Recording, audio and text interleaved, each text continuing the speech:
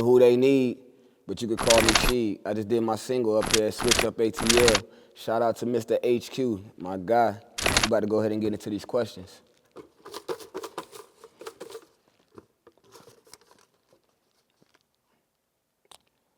What's the worst haircut you had, and what was the story behind it? The worst haircut I had, I'm a barber. The worst haircut I had, I gave to myself. I was trying to learn how to cut my own hair, but I got better, as you can see. Yeah, I was trying to learn how to cut my own hair because, for one, you know, I got tired of being a barber. Barbers still want you to pay them to cut your hair, and it's like, damn, like if you cut my hair, I could cut your hair, but whatever. You know what I'm saying? So I just learned how to cut my own hair. But the first couple of times, man, I fucked it up. I'm not even gonna lie to you. What advice would you give an aspiring rapper trying to make it in the industry? Honestly, if this is really what you want to do for real, treat this shit like it's your purpose in life. I always tell people, like, I feel like this is my purpose in life. I feel like in my past lives, I've always had something to do with music, whether it was tap dancing, rap, trumpet, whatever the case may be. I always felt like I've always had something to do with music. So I feel like, you know, that's how I treat it. Like, I go broke behind this, you know what I'm saying? I won't eat behind it. I won't sleep behind it. If it's really that for you, if it's really, you know, what you want it, if you really want it to be, you know, your way of life and your living situation, then you have to treat it like that. Don't bullshit. This ain't a hobby. This ain't for people just, you know what I'm saying? Like, I mean, that's why the rap game is so saturated too, because you have people who do it as just a hobby instead of doing it for really the love of the music and really loving to do the music. So if you really love to do music, put your all into this shit, put your best foot forward, like they say, put your toe in it, whatever you call it, however you gotta run it. Comparison question, Steph Curry or Allen Iverson, and why? So I grew up on Allen Iverson. He was actually the reason why I picked up a ball in the first place. I wanted to be point guard. I wanted to be just like AI.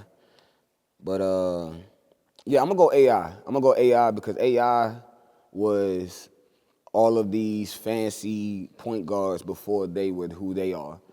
AI paved the way for these guys. Steph Curry's a great shooter, great athlete, great athlete.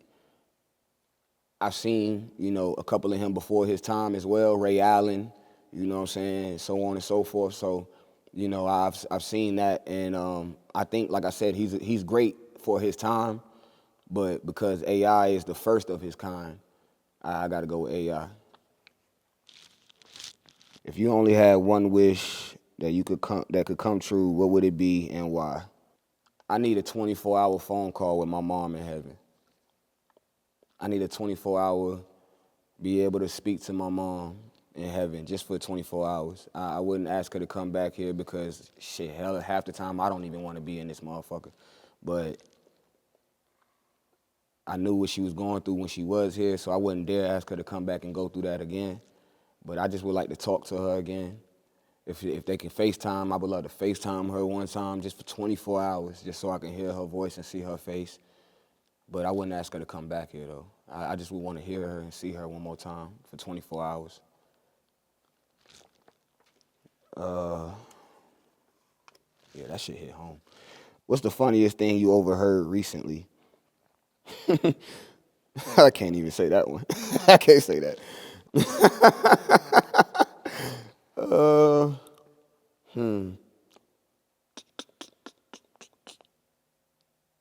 Oh, nah. See, I was walking to the car the other day, leaving the club, and I overheard this dude talking to his girlfriend on the phone about her being mad that he was out, and he was like, "Yeah, but you just told me to get out," and something about how he didn't even want to go out tonight, but she made him, and now he's mad at her, and now she's mad at him. That was really crazy to me, but you know that's how women work. Choose one, Cat Williams or Kevin Hart. Ooh, that's a toughie. That's a hard question. Damn, that's a hard question. Kevin Hart or Cat Williams, both great comedians, both great comedians and actors, for sure. They bring a lot to the stage. I'm gonna say Kevin Hart. I like Kevin Hart's storytelling. Like, even when Kevin's on stage and he's telling a story, it's still like you watching a movie. It's still like you watching the actual movie of whatever it is that he's saying, whether he's talking about his kids, his marriage, his uncle, his father, whoever the case may be. Kevin definitely walks you through the story to where you feel like you were literally standing right next to him as he did it. And it makes it like you've seen it before, but it's still funny as hell, like you never even seen it yet. So I'm gonna go Kevin Hart. But again, Cat Williams is fucking hilarious. I was just watching him literally last night. That's why it's so crazy. What's the most awkward thing that has happened to you in public? Oh, just the other day, as a matter of fact, a brother had came up to me and asked me for a ride, and I told him I was random guy. Asked me for a ride, and I told him I was at an event, and he asked me, was it okay if he waited for me? And I was like, what? Like, what? So just to cut it off, I was like, well, let me just go ahead and say no. Because one, I don't know you, and this, that, and the third, and blah, blah, split, 1, 2, 3. And then he tried to make it on some, we supposed to be brothers type shit. Like, oh, this is what's wrong with black people. We don't never want to help each other, and this, that, and the third. Like, nigga, I don't know you. You just gonna let strangers get in your car? That's crazy work. Like, can you wait on me to finish the event I'm at for you to get a ride? No, bro. Like, what are we talking about, bro? Please excuse yourself. Like, what? These are good questions, by the way. Whoever wrote they're excellent. What do you think is the biggest misconception about rap in the industry? You be thinking all these rap niggas got money, and these niggas don't got money like that. I seen it. I know it. The moissanite diamonds, not real diamonds. I know it. Most misconception shit in the industry. Rap niggas, a whole lot of money, it's the look. We have to sell you just like we gotta sell water, just like we gotta sell chips, food, drink. We have to sell this shit. It's an industry, it's a business, just like everything else. Yes, we are speaking on things that happen in our actual lives, and yes, we are speaking on real facts and true stories. Certain people might not be to that level of where they can actually do certain things that they're saying that they are doing. Maybe they're inspiring or, what's the word, manifesting in their music. You know what I'm saying? But stop thinking everybody is up like that. They're not up like that. Life's on everybody. It's real for everybody, not just regular people, rappers, comedians, actors, singers, etc. Everybody got to sell this shit. If you sign $1 million in advance deal right now, what would be the first thing you would do or would buy? What's the first thing I would buy? I would get a whole bunch of cars, right? And have them drive. I would give them the addresses to all my family members, my people that I love and I care about. And they'll just pull up and car paid off, all paid off, everything's paid off. And they will pull up, they would tell you, they would hand you a piece of paper saying, Sheed said, pick one. You're gonna pick your car, they're gonna load your old shit on, and you're gonna have this new shit paid off, no car notes, insurance is paid, good to go, and all that great shit. Yeah, I genuinely, I just really want to be able to take care of my people and like show my worth, you know what I'm saying? I was never like the star athlete, the A student, nothing like that. So I feel like this music is one way I'm able to, show my worth to my family and the people that love me and that I love. So that'll be what I do for them, literally, immediately. What's a lesson you learned the hard way? Being selfish isn't a bad thing. Being selfish isn't a bad thing, and I've learned that because someone once told, not even someone, my father, he once told me self-preservation is very important. He told me, you have to take care of yourself, even when sometimes it feels like you're doing someone else harm or you're doing something wrong to someone else or whatever, because at the end of the day, yes, people love you. Yes, people have your best interest in heart and this, that, and the third, but no one has you like you. You create your happiness. You create your reality. This is your story and your world. As long as you make it that way. Once you start giving other people the power, it dwindles away. You become a part of their story. You no longer have your own story. You are no longer the main character to your story. You're just another fill-in. So the one thing I had to learn the hard way was, loving yourself first, being about you, even when it feel like you're being wrong about being about you, because at the end of the day, if you ain't got you, you can't have somebody else. There's no way on this side of hell you can have anybody else if you don't have yourself first. So that's something I had to learn the hard way. Oh, I like this. Hold on. Who are your top 5 artists, hip hop and R&B? I looked down and seen that. I said I wanted this one off rip. Top 5 artists, hip hop and R&B. So I gotta do 5 hip hop and then 5 R&B. No, just top 5. Period. Okay, so my first and foremost is Lil Wayne, of all time. Lil Wayne is my favorite rapper. I'm not gonna say R&B. I'm gonna say King of Pop, but Michael Jackson, because his music is still timeless. And my mother, you can blame my mom for that. She embedded all that crap in my head. I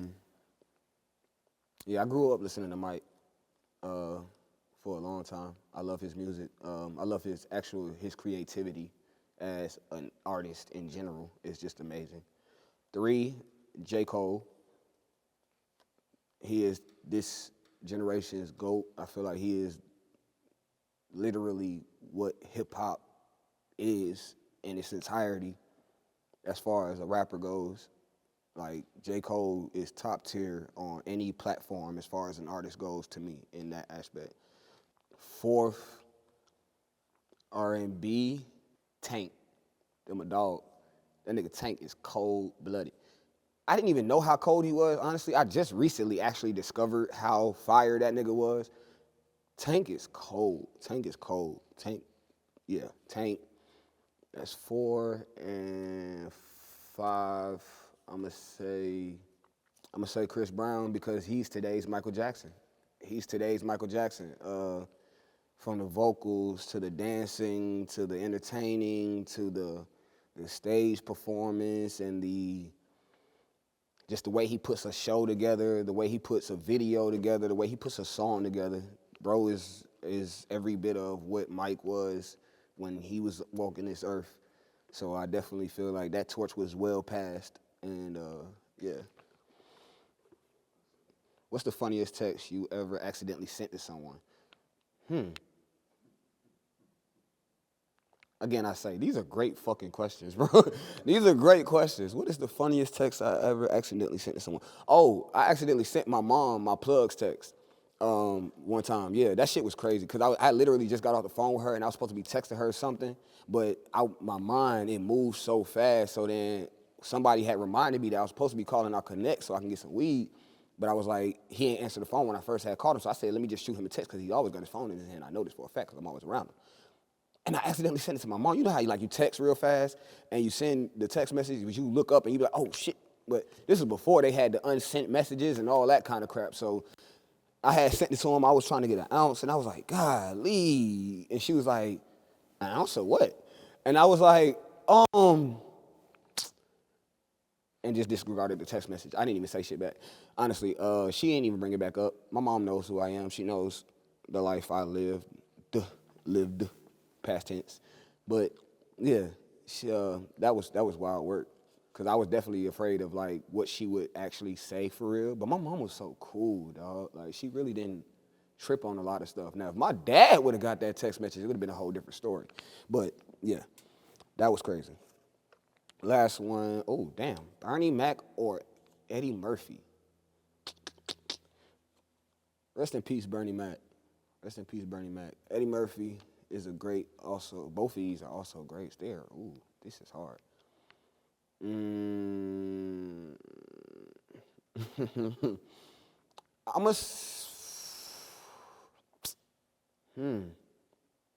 say Bernie. Simply because he was just more theatrical to me. Like, I mean, don't get me wrong. Eddie is retarded. But Yeah, Bernie was like that uncle, like that's Uncle Bernie. Bernie was like that uncle that literally, dude, like he was. I wish I had an uncle like him. Like he was a funny fool. He was like real down to earth, but he also was gonna tell you. That's why that Bernie Mac show was so lit, because even when he did his little couch scenes where he talked to America and whatnot, like he was speaking some real talk stuff. Like forget the commercial TV and all that nonsense. He was speaking real stuff, and he gave real guidance to whether or not you picked up on it or you paid attention to it. But he gave real guidance that, I actually follow to this very day, actually. You know what I'm saying? Bernie Mac was a real guy. Shout out to him. Shout out to Eddie Murphy as well. You know what I'm saying? Him still, shout out to a living legend. You know what I'm saying? And rest in peace to Bernie Mac. But I'm going to have to go Bernie, not because of his passing, but because of, I actually feel like he resonates with me a little bit more. His style and his grit resonates with me a little bit more. But Eddie Murphy, definitely a classic comedian. That ice cream joint was crazy. One more. All right, let's see. Do you think women or men lie most? Lie most. I think men lie more than women. I think men lie more than women because we try to spare feelings. Women gonna tell you how they feel because they need you to know how they feel. They need you to understand that. They need you. That is a big thing for them. Men, we don't really care if you know how we feel for real, because we're going to shrug that shit off 10 times out of 10 eventually in the next 5 to 10 minutes, because either it wasn't that big or us going off about the situation we know won't change nothing in the situation. So it's no need for us to give the energy to the situation. We just rather move on from it and just continue with the rest of the 24 hours in the day. So we'll lie and be like, we're okay. Or we'll lie and be like, the situation is what it is, or whatever. We'll say whatever we have to say to make someone else feel better. When, as a woman, that I feel like their honesty is in their emotions. They can't help but be honest about how they feel or about a situation in general, because that's who they are. It's embedded in them. Like, it's in their genetics. But yeah, I think men lie more because we try to protect the feeling portion of the situation. We don't want it to get bigger than what the situation actually is. And if we speak on the realness of the situation, it might take it left, regardless of if it's actually reality and if it's real. But that's not what need to be said all the time. It's Mr. Who They Need, but you could call me Sheed. You can follow me on everything at TheyNeedSheed. My music is working on the page right now, but that's also about to be everything for TheyNeedSheed right now. You can also go to my Instagram. I have the Linktree link in my bio. You can click that link. You can find all my videos, all my music, my YouTube channels, anything that you need, Apple Music, Spotify, etc. Keep following, keep rocking with me. I got more shit to come. I done gave a whole lot of some change, and I'm still about to hit them with more. And you about to see me look. You about to look at me go. I'm been here with SwitchUp ATL. I just did my single Move, and I got a lot more things coming on the way. I hope y'all stay tuned. I got videos, movies, etc. about to come out. We're about to do a lot of things. About to get into this acting, modeling. You can catch me every Wednesday at iLounge Atlanta. I do a lot of events through iLounge Atlanta. Shout out to New Heights. That is my management company and soon to be label. Shout out to my big brother Jigga. We all the way in the building. It's us, never them.